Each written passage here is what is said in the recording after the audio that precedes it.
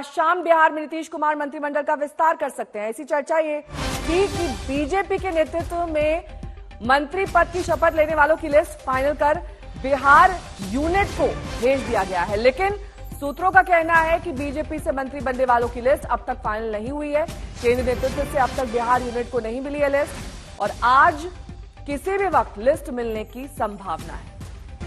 आज दोपहर बाद कैबिनेट विस्तार हो सकता है। केंद्रीय नेतृत्व ने मंत्रियों के नाम फाइनल किए हैं। सूत्रों के हवाले से जानकारी मिल रही है।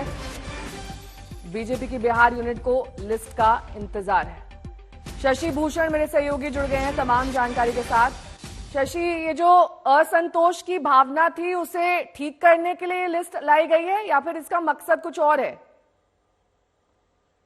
देखिए, नीतीश कुमार जब बीजेपी के साथ आए थे नेहा, तो केवल नीतीश कुमार समेत केवल 9 मंत्रियों ने शपथ ली थी। 2 डिप्टी सीएम बीजेपी की तरफ से और एक और मंत्री प्रेम कुमार।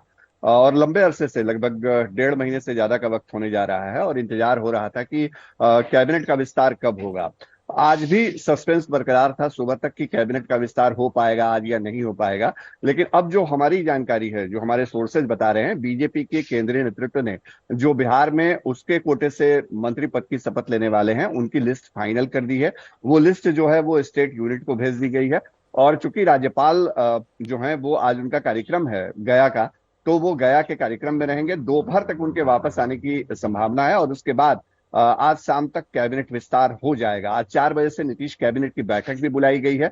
तो एक बात जो है वो देखना होगा कि कैबिनेट मीटिंग के पहले विस्तार हो जाता है या नाम बताएंगे आप जो इस लिस्ट में शामिल किए गए हैं?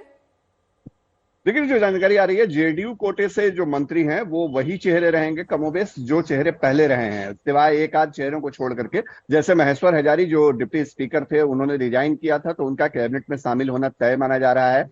और दूसरी तरफ जो बीजेपी के चेहरे थे 2020 के विधानसभा चुनाव के बाद, लगभग माना जा रहा है कि उसमें से 60% बड़े सीनियर चेहरे जो हैं वो शामिल होंगे। लेकिन बीजेपी अप्रत्याशित फैसला करती रही है, नए चेहरों को नए नेतृत्व की तरफ से मौका मिलता रहा है। तो ये देखना भी दिलचस्प होगा कि कौन से वो नए चेहरे हैं बीजेपी की तरफ से जो कैबिनेट में शामिल होते हैं। लेकिन एक बात जो यहाँ बता देना बेहद जरूरी है, जो 27 मंत्री पद अभी खाली हैं, जो स्ट्रेंथ है बिहार में, ये माना जा रहा है कि ये पूरा स्ट्रेंथ जो है वो नहीं भरा जाएगा।